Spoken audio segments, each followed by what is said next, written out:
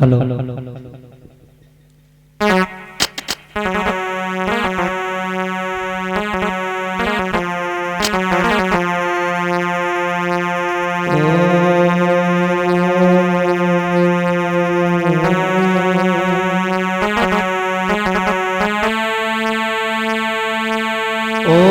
गुरुर्ब्रह्मा गुरुर्विष्णु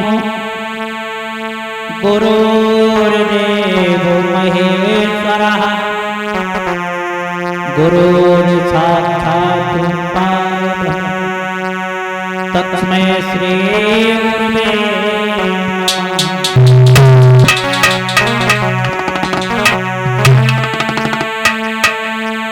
ओम सच्चिदानंद रूपाय विश्वोत्पत्त्यादि हेतवे तापत्रय विनाशाय श्री कृष्णाय वयं नमः।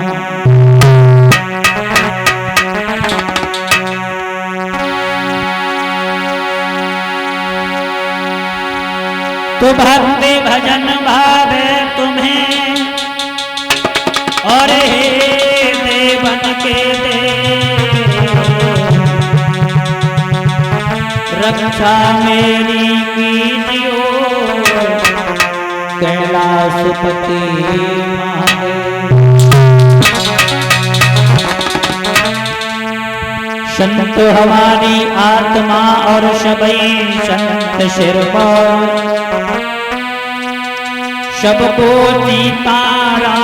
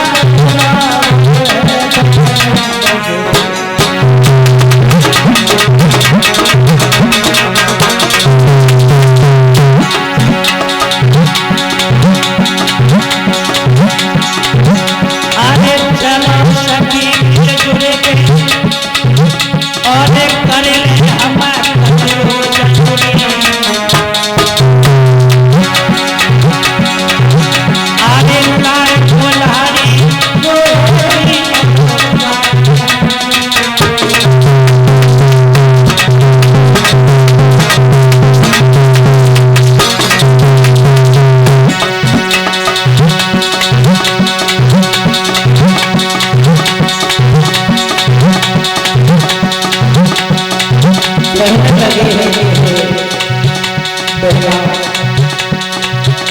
नंद का लाल इतना चलिया है, आधी रात के वक्त पर जब वो बंसुरी बजाता है तो हमारी नींद और चैन को उठार देता है।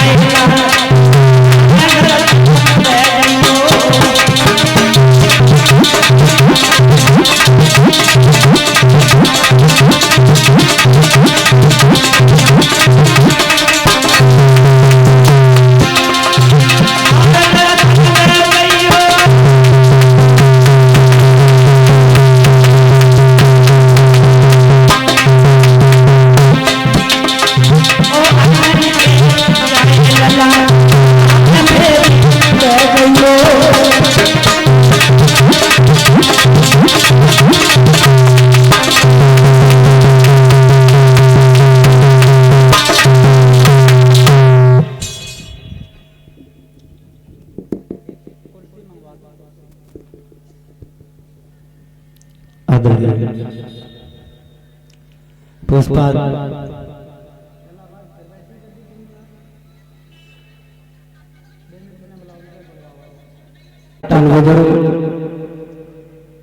सभी संत भगवान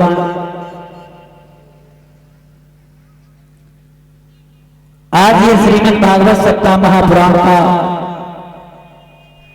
पंचम दिवस है और इस पंचम दिवस की बेला में श्री हरि हरिचेत्र गंगा मैया के किनारे बैठे व्यास पुत्र श्री सुखदेव जी महाराज उत्तरानंदन परीक्षित लाल को भगवान की कथा श्रवण करा रहे हैं।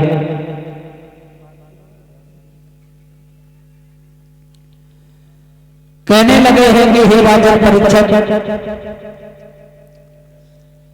अब बताओ, जब तुम हमारे पास प्रथम दिन आए हुए थे तब तुम्हारे दिल में तच्चक का भय कितना था, और अब जो है तुम भगवान की कथा हमारे मुखारबिंद से श्रवण करते हो, कोई आराम हुआ या नहीं हुआ? दोनों हाथों को जोड़ करके महाराज परीक्षित कहने लगे कि हे गुरुदेव, जिस समय में तुम्हारे तुम्हारे पास में आया था तो हमारे दिल में तच्चक का भय था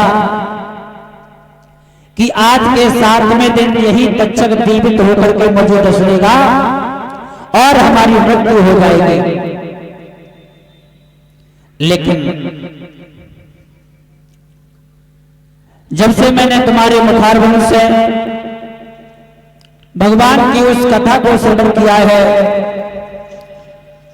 और उसी दिन से हमारे दिल में जो भय था वो धीरे धीरे समाप्त होता जा रहा है,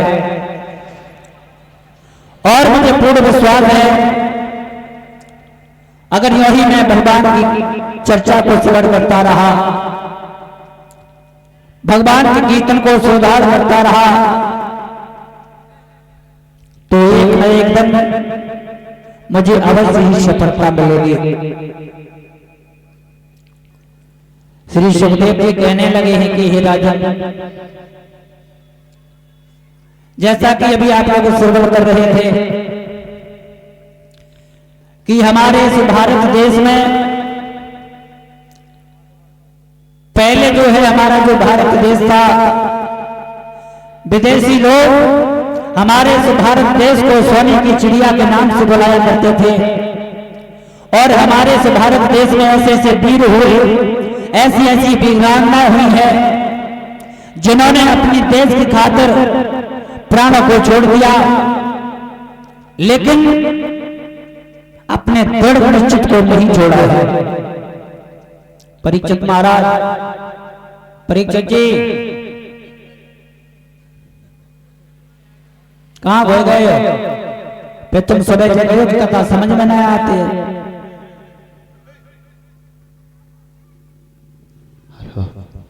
परीक्षित महाराज भय में गए, जो गुब्बारे भुलाए जा रहे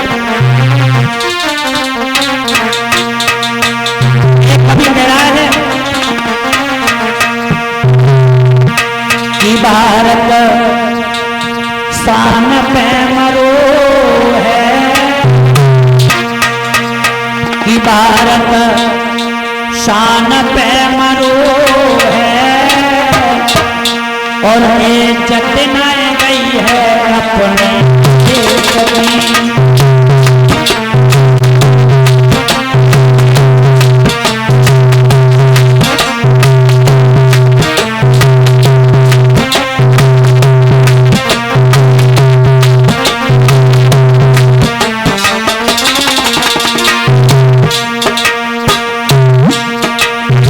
ऐसी ऐसी माताएं, ऐसी ऐसी बहनें हुई है हमारे जो भारत देश में, जिन माताओं ने, जिन भाइयों ने भारत देश को आजाद कराने के लिए अपने प्राणों को न्यौछावर कर दिया, और अपने प्राणों को न्यौछावर करने के बाद इस भारत देश को आजाद कराया है। लक्ष्मी बाई तुम्हारे को अमर कर गई झांसी।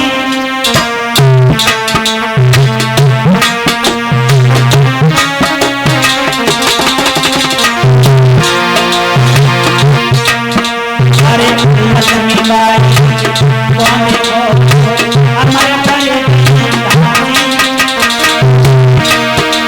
हंसते हंसते पकड़ती है मरगंगाली फांसी। अपने देश पहनारो है एक नहीं है अपने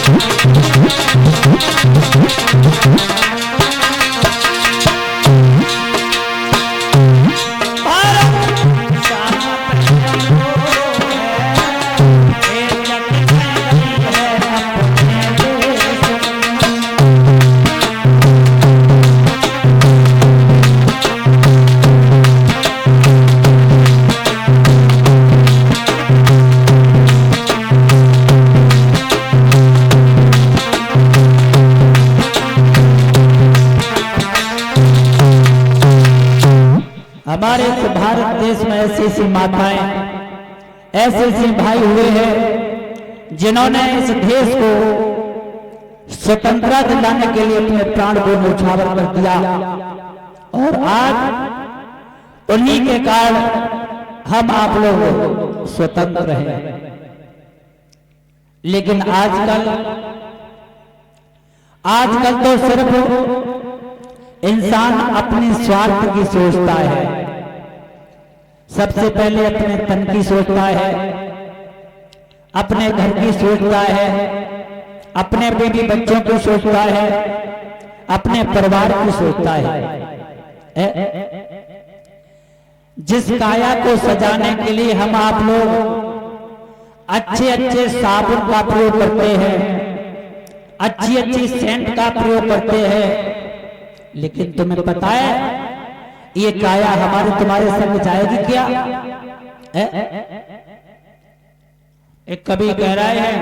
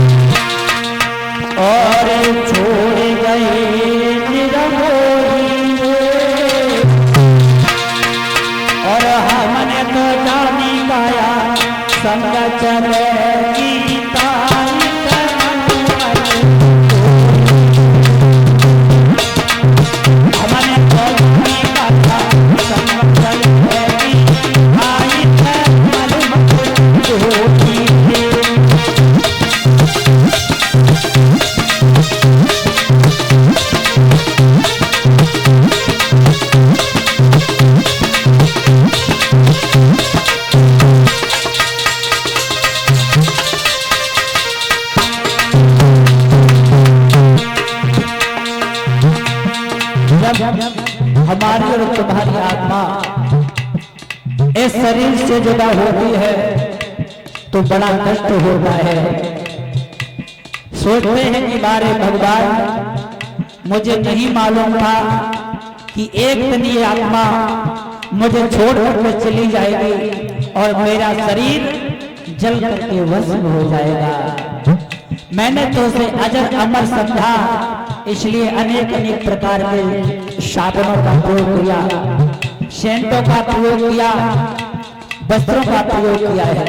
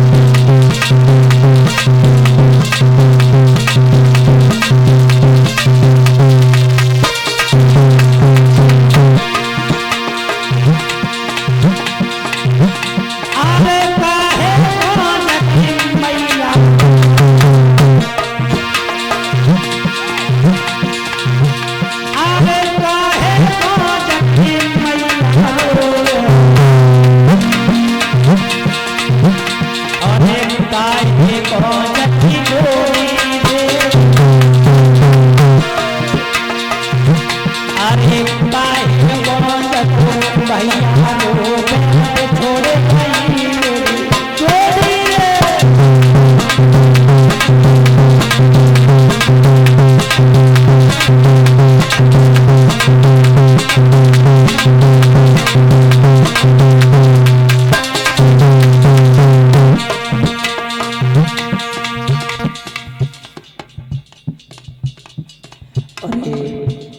एक सौ एक मुद्राएं हमारे दादा मान सिंह जी इसी गांव नंगला तो बिहार के रहने वाले हैं और 101 मुद्राएं हमारे एकपति महाराज मोहरपाल सिंह जी इनकी तरफ से आए हुए हैं। भगवान से कामना करता हूँ कि हे हिंदू दीनानाथ हमेशा इन भक्तों के हाथ धर्म के कार्य में आगे बढ़ते रहें और हमेशा ये समाज में सम्मान मिलता रहे।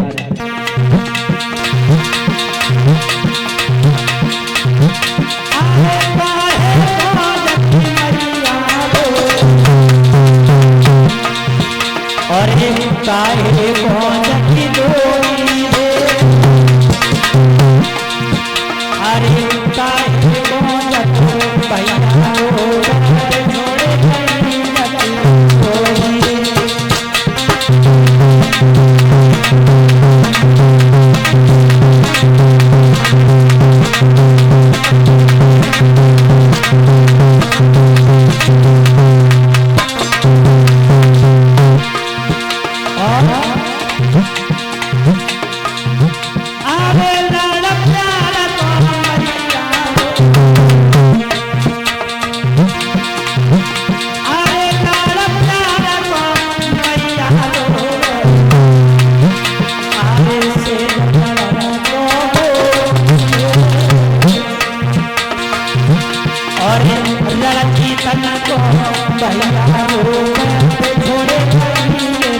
छोड़े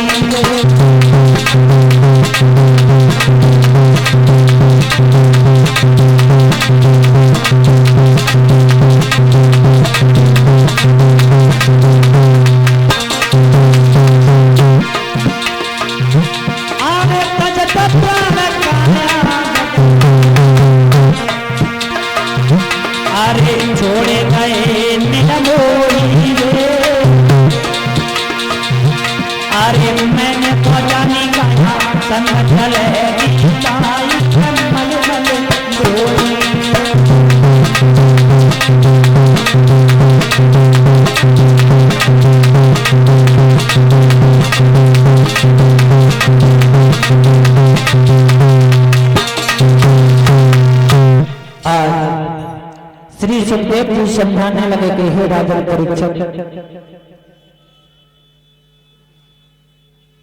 और ये 51 मुद्राएं हमारे भैया सचिन कुमार जी ये ग्राम पंपालपुर से आए हुए हैं 51 मुद्रा से सम्मानित कर रहे हैं। भगवान से कामना करता हूँ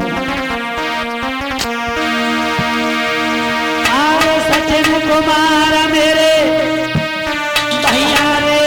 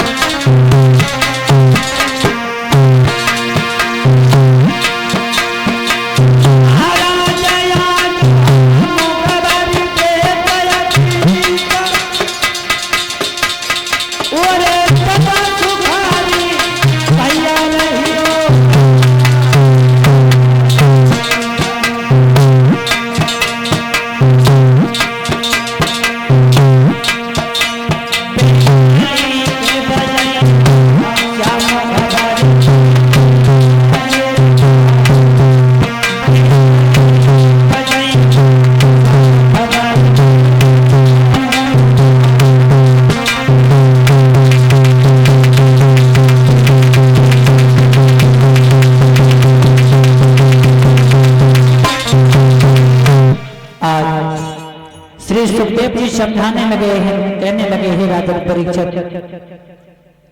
हमारे इस पृथ्वी पर जब जब अत्याचार हुआ और तब तब भगवान का अवतार हुआ है, और भगवान के अवतार एक दो नहीं, श्रीमद् भागवत सप्ताह महापुराण में भगवान के अवतारों के 24 अवतारों का वर्णन आता है। लेकिन भगवान के इस समय 23 अवतार हुए हैं, 24वां अवतार अभी बाकी है। तो आज श्री सुखदेव जी समझा करके कहने लगे हैं कि हे राजा परीक्षित लाल, जिस समय त्रेता के युग में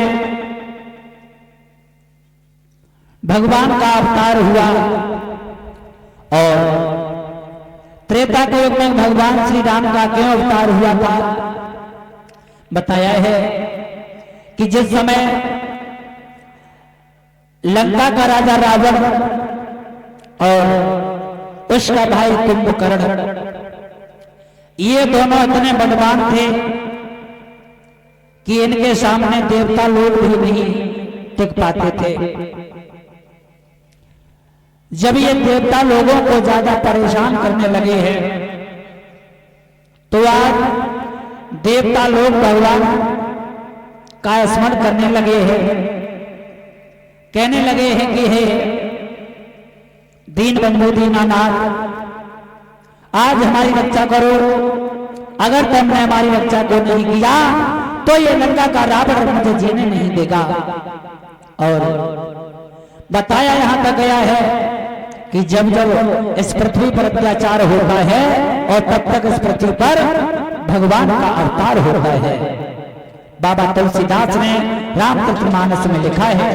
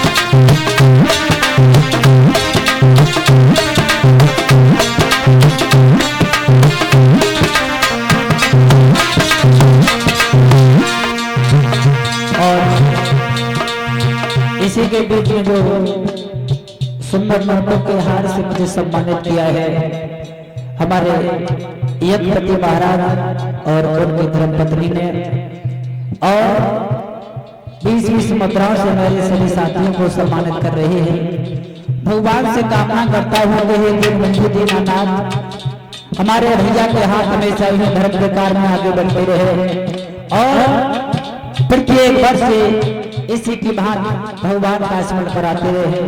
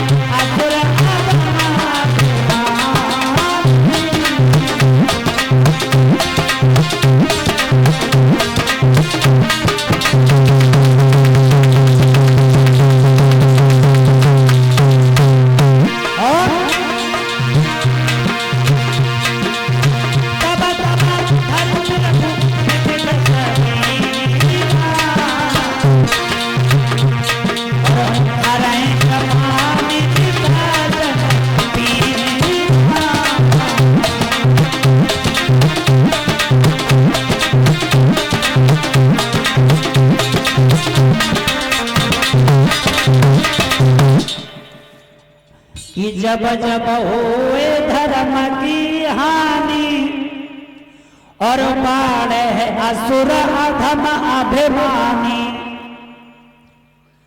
तब तब धरे प्रभु विविध शरीरा और हरे कृपा निधि सज्जन पीरा। जब जब इस पृथ्वी पर अत्याचार होता है और तब तब भगवान का अवतार होता है। बताया गया है जो अयोध्या के अवधपुरी के रहने वाले महाराज दशरथ थे और इन्हीं के घर में श्री राम ने अवतार लिया था। अवतार क्यों लिया, कब लिया, कैसे लिया?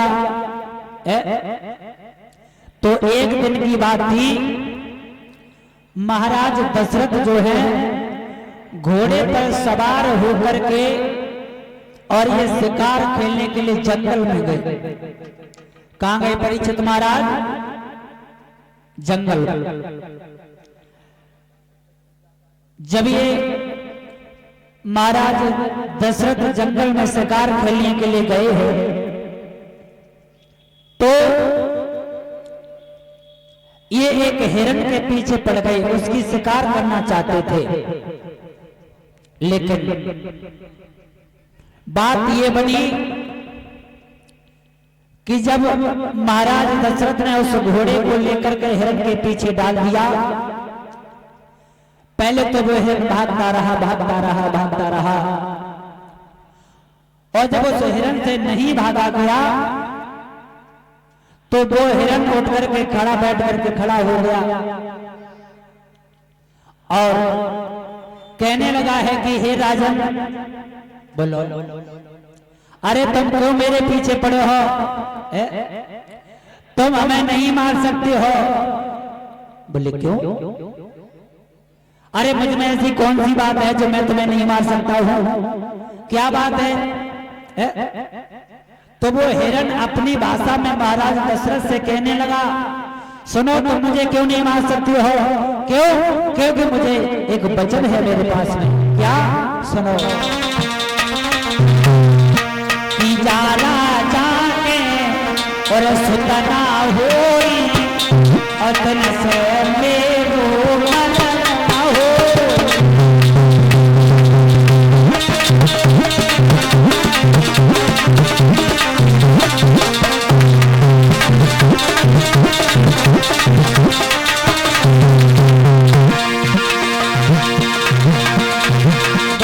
समझा करके कहने लगा महाराज दशरथ, अरे तुम क्यों मेरे पीछे पड़े हो? तुम मुझे नहीं मार सकते हो। क्यों? ये जिसके कोई संतान नहीं है वो मेरा वध नहीं कर सकता है।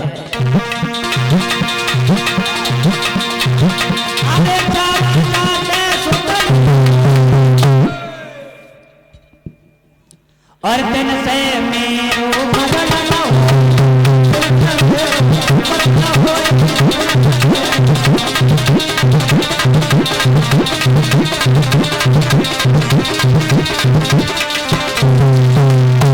कि जा राजा के सुख नहीं होई और बासे मेरो मरण न होई। तो महाराज दशरथ को चिंता बढ़ गई। महाराज दशरथ सोचने लगे हैं कि अब तो प्रजा के नर नारी मुझसे कहते थे कि पुत्र नहीं है, वो तो कहते थे, लेकिन अब तो पशु पक्षी भी कहने लगे हैं। अब तो ये बहुत गलत बात है। महाराज दशरथ लौट करके और अपनी राज्यसभा में आए, आसन पर बैठ गए और आसन पर बैठ करके सभा को संबोधित करने लगे हैं। और तब तक महाराज दशरथ के गुरु वशिष्ठ का आना हुआ। परीक्षित महाराज कुछ पल्ले पर लो ना? हाँ, अगर न पल्ले पर तो बता दियो। तो जैसे गुरु वशिष्ठ महाराज दशरथ ने बड़े सुंदर आसन पर गुरु जी को बिठाया और गुरु जी को बिठाया है,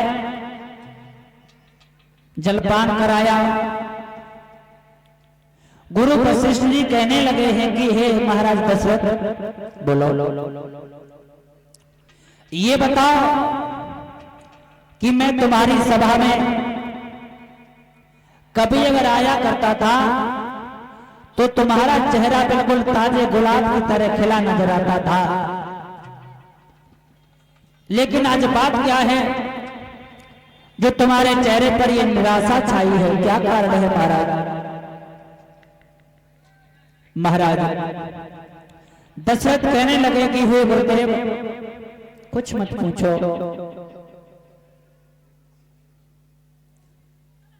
आज कुछ बताने के लायक नहीं है। बोलिए ऐसी कौन सी बात है जो बताने के लायक नहीं है? और तुम ये चिंता करते हो, ये चिंता करना बहुत गलत है शरीर के लिए।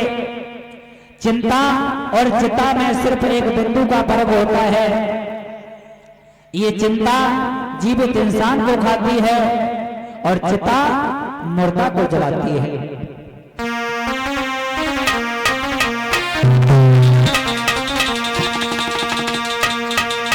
ये चिंता बड़ी चिता से है और जो नर को निर्जीव बनाती है।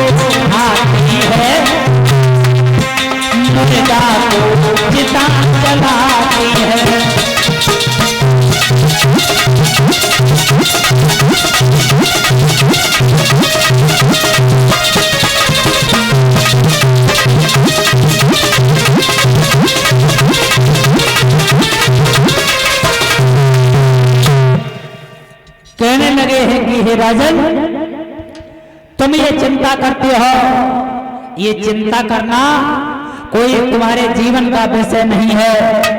क्यों? क्योंकि चिंता और चिता में सिर्फ एक बिंदु का फर्क होता है। और तुम क्यों चिंता करते हो? महाराज दशरथ समझा करके कहने लगे हैं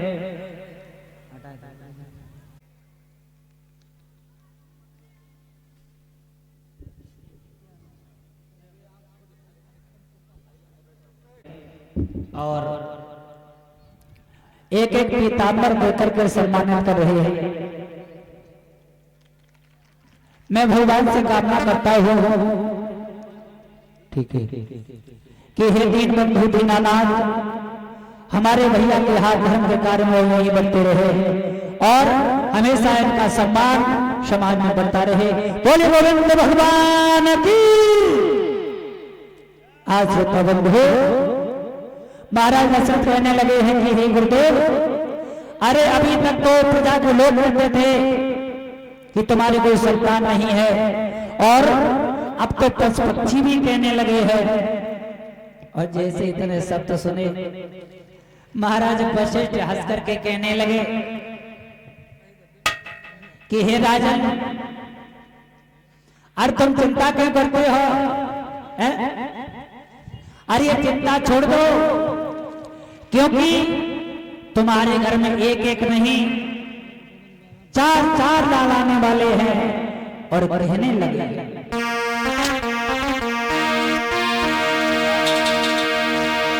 ये धरो धीरा हुए हैं सोचा चाल।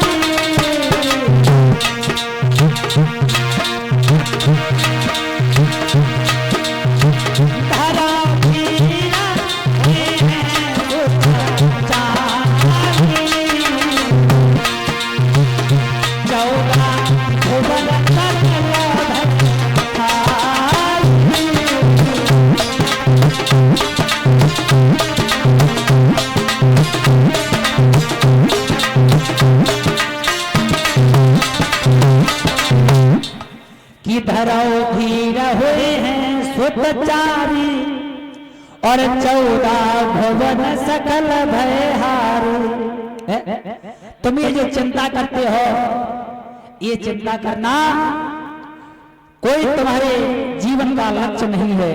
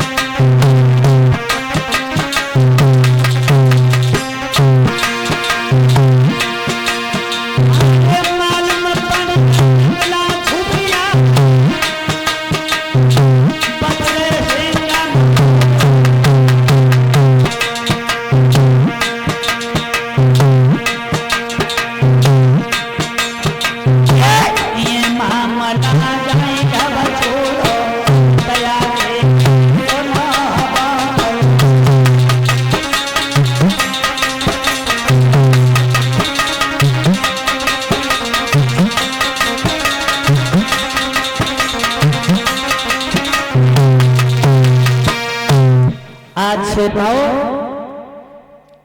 गुरु वशिष्ठ जी कहने लगे हैं कि हे बेटा दशरथ, तुम जो ये चिंता करते हो थोड़ा समय व्यतीत होने दो, और तुम एक पुत्र के लिए व्याकुल हो, लेकिन तुम्हारे घर में एक पुत्र नहीं, चार चार पुत्र आएंगे। महाराज दशरथ रोकर के कहने लगे, महाराज अरे हमारे घर में चार पुत्र आएंगे कब, जब हम मर जाएंगे तब? बोले नहीं, ऐसा करो अपने घर में पुत्रेष्ठ यज्ञ करवाओ। और पुत्रेष्ठ यज्ञ किसके द्वारा करवाना चाहिए? बोले किसके द्वारा करवाएं? वशिष्ठ महाराज कहने लगे हैं कि हे राजन दशरथ,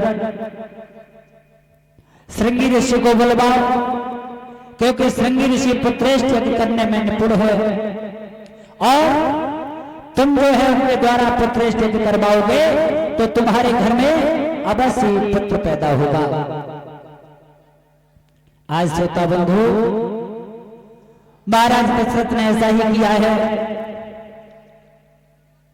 श्रृंगी ऋषि को निमंत्रण भेजा, पत्र भेजा और उन्हें बुलाया है और उन्हें बुला करके यज्ञ जब प्रारंभ हो गया है, लेकिन महाराज दशरथ की कितनी रानियां थी महाराज? परीक्षित महाराज दशरथ की कितनी रानियां थी?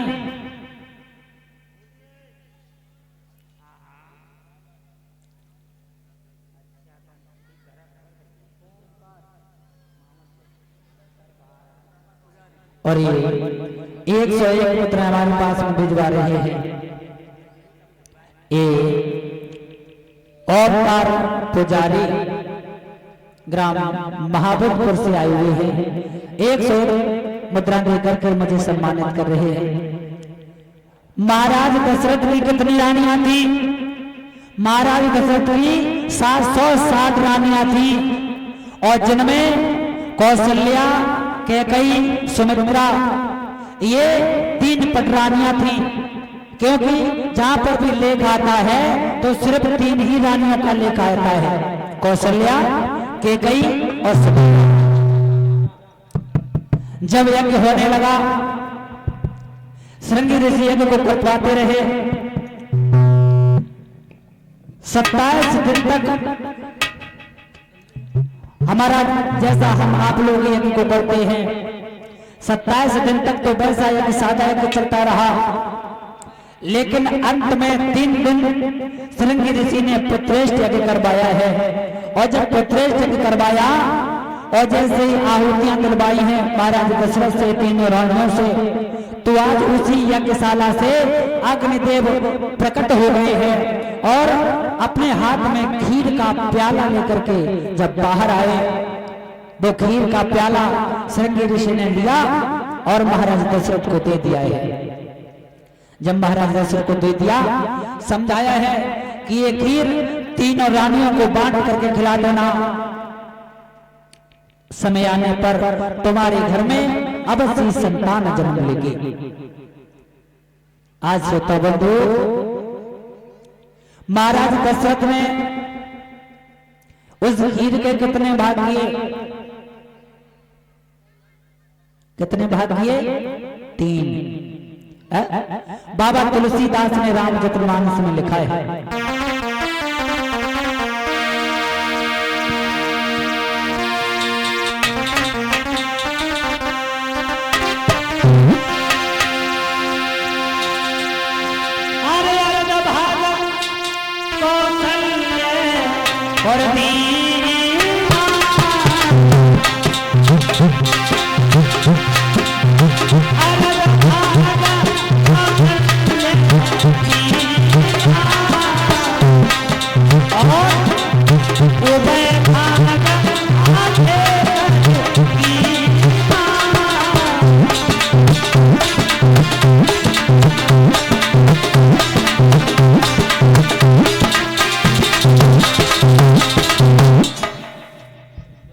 कि अरद भाग कौशल्य दीना और उभय भाग आधे कर की। जो खीर का कटोरा था उसमें से आधी खीर कौशल्या को दे दी और उसके बाद में आधी खीर रह गई, उसके 2 भाग किए। एक भाग कैकेयी को दे दिया और एक भाग सुमित्रा को दे दिया। अब कौशल्या सोचने लगी हैं कि मैं सबसे बड़ी हूं और मेरे पास खीर भी ज्यादा आ गई, तो कौशल्या ने उसी खीर में से आधी खीर लेकर के कैकेयी को दे दी। कहले कैकेयी छोटी है, चलो ऐसे ज्यादा मिलनी चाहिए। जब वो आधी खीर कैकेयी को दे दी। अब कैकेयी सोचने लगी कि सुमित्रा मुझसे छोटी है और मेरा ये परम कर्तव्य है कि सुमित्रा को ज्यादा मिलनी चाहिए। तो दो ही भाग उठा करके कैकेयी ने सुमित्रा के पास में पहुंचा दिया। अब एक भाग कौशल्या के पास, एक कैकेयी के पास और दो भाग सुमित्रा के पास पहुंच गए। तीनों रानियों ने खीर खाई और खीर खाने के बाद इनकी तकदीर बदल गई। धीरे धीरे धीरे धीरे तीनों रानियां जब गर्भवती हुई हैं और समय आने पर 9 महीने व्यतीत होने के बाद मैया सुमित्रा ने जो है एक पुत्र को जन्म दिया है।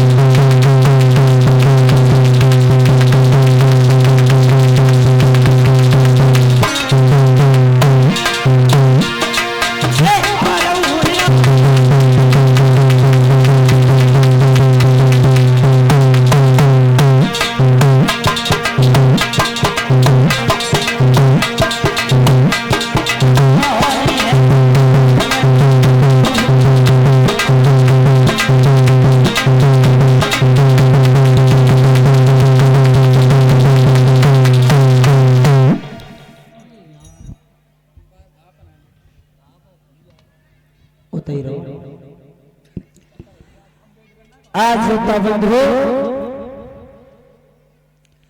जिस समय देखा है महाराज दशरथ ने कि हमारे घर में सबसे बड़ी रानी कौशल्या के गर्भ से एक पुत्र ने जन्म लिया है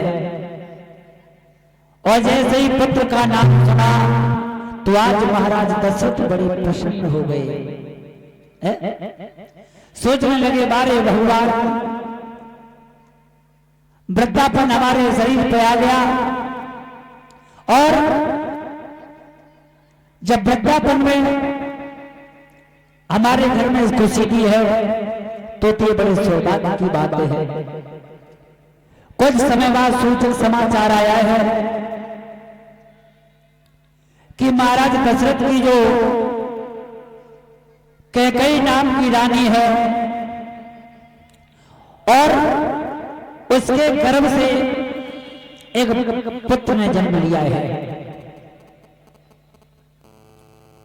कुछ देर बाद और समाचार आया कि महाराज दशरथ के जो सबसे छोटी रानी सुमित्रा है और उसने एक नहीं 2 पुत्रों को जन्म दिया है। आज मेरे श्रोता बंधुओं जैसे ही महाराज दशरथ ने देखा कि बारे भगवान आज तुमने एक एक नहीं चार चार पुत्र भेज दिए हैं। बहुत लेट आए आज। लेकिन एक बात और बता दूं, भगवान राम का जब जन्म हुआ था तो कौन सा दिन था, कितने बजे का समय था? भगवान राम का जन्म शुक्ल पक्ष और चैत के महीने में नवमी के दिन मंगलवार और दिन के 12 बजे राम का जन्म दिन के 12 बजे हुआ और कृष्ण का जन्म रात के 12 बजे हुआ था। बताया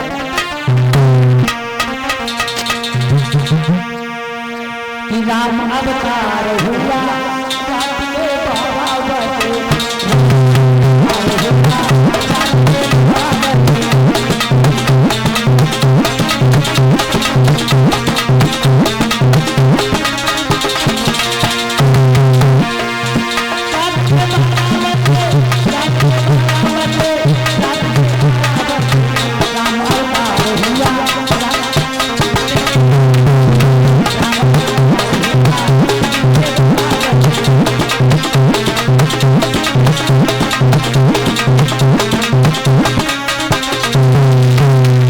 भगवान श्री राम का अवतार मंगलवार के दिन के 12 बजे हुआ था।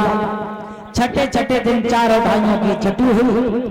गुरु वशिष्ठ के द्वारा इन दोनों चारों भाइयों का नामकरण संस्कार करवाया और जब चारों भाइयों का नामकरण संस्कार हुआ तो जो कौशल्या के गर्भ से जिस बच्चे ने जन्म लिया था उसका नाम राम रखा है। क्या नाम रखा? राम। जो कैकेयी के गर्भ से जिस बच्चे ने जन्म लिया उसका नाम भरत रखा है। और जो सुमित्रा के गर्भ से 2 पुत्रों ने जन्म लिया था, एक का नाम लक्ष्मण और दूसरे का नाम शत्रुघ्न रखा। हाँ हाँ। जब ये चारों भाई धीरे धीरे कुछ बड़े हुए हेलो तो इधर विश्वामित्र ने सोचा कि जब हम यज्ञ को करते हैं तो ये राक्षस लोग मुझे यज्ञ नहीं करने देते हैं।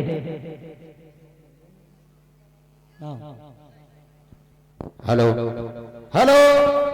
और मुझे ये पता चला है कि भगवान राम का अवतार हो गया है। और भगवान राम का अवतार क्यों हुआ, किस लिए हुआ, काय को हुआ है? जो पृथ्वी पर अत्याचार हुआ है, अत्याचार बढ़ रहा है और उस अत्याचार को मिटाने के लिए भगवान श्री राम का अवतार हुआ है। विश्वामित्र जी चले और विश्वामित्र जी इनकी कुटिया कहां पर थी? ये विश्वामित्र जी आजमगढ़ के रहने वाले थे और वहां से जब ये चले हैं महाराज दशरथ के यहाँ पर पहुंचे। जैसे महाराज दशरथ ने आता हुआ देखा, कहने लगे आइए भगवान, आज मेरा बड़ा सौभाग्य है जो तुम्हारे दर्शन हो गए हैं। कहने लगे महाराज दशरथ कि आओ बैठो आसन पे और क्या इच्छा नाथ तुम्हारी, या कहो कुछ सेवा चाहत सेवा करे तुम्हारी।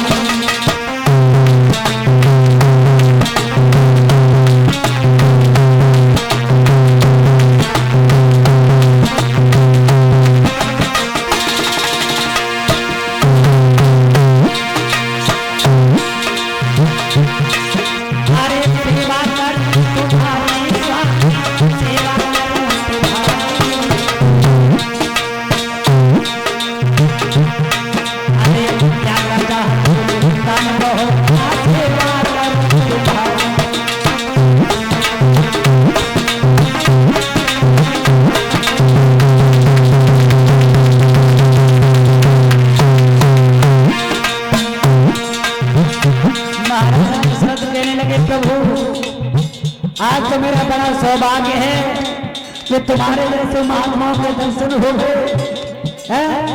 तुम्हारे जैसे महात्मा को दर्शन बड़े सौभाग्य से होते हैं।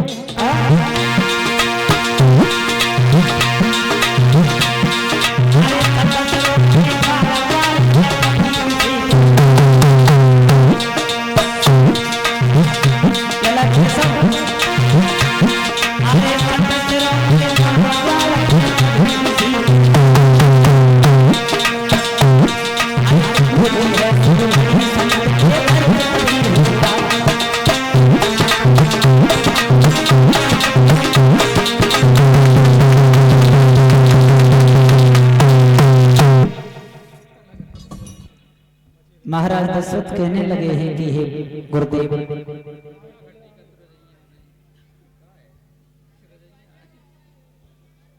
आइए, आज तो मेरा बड़ा सौभाग्य है जो तुम्हारे दर्शन हो गए हैं।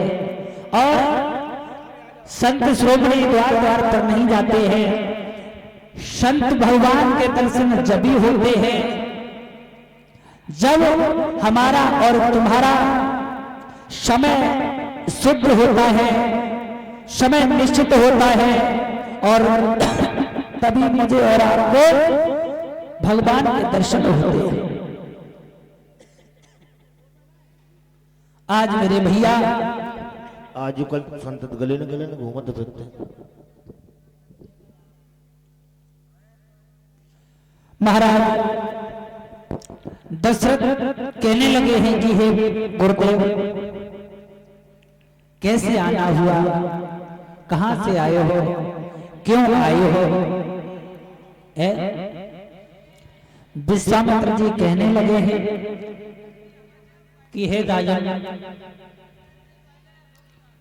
मैं तुम्हारे पास कुछ इच्छा लेकर के आया हूं। इच्छा लेकर के आए हो? बोले हाँ। बोले क्या इच्छा लेकर के आए हो? मांगो, आप जो भी मांगोगे मैं आपको वही दूंगा। क्यों? क्योंकि आज से पहले जब कभी भी हमारे दरबार पर संत भगवान आए हैं तो मैंने उन्हें कभी विमुख नहीं जाने दिया है। आज आप तो हमारे पूजनीय हो, आप तो हमारे बंदनीय हो, आप तो एक संत भगवान हो, आपके दर्शन दुर्लभ हैं। हमारे दरवाजे पर साधारण इंसान भी आ जाए तो वो भी मुंह मांगा बता पाता है। क्या बात है? जय साउंड मास्टर, इन्हें सब चुप करो, कथा कहने में डिस्टर्बर हो रहा है।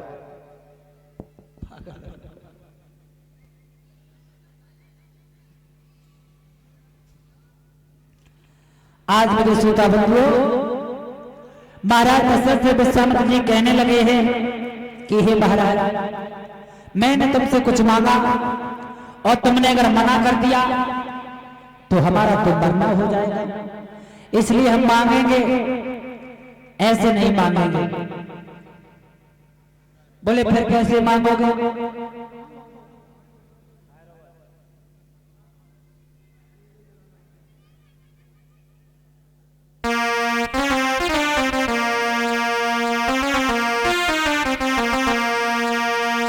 विश्वामित्र जी समझा करके कहने लगे कि हे राजन, तुम अगर मुझे देना चाहते हो तो ऐसे नहीं मैं मांगूंगा। पहले 3 बार दरवाजा भर जाओ, गुरु की सौगंध खा जाओ, तो तुम्हें मांगने के लिए तैयार हो। क्या कह रहे हैं महाराज?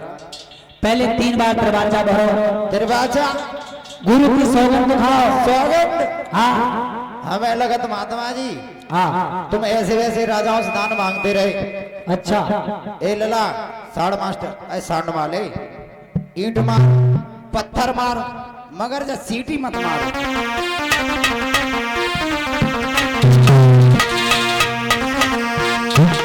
महाराज दशरथ कहने लगे हैं कि हे राजन, तुम ऐसे वैसे राजाओं से हमेशा दान मांगते रहे होंगे, इसलिए तुम्हें विश्वास नहीं आ रहा है और तुम दरवाजा की बात करते हो, गुरु की सौगंध की बात करते हो।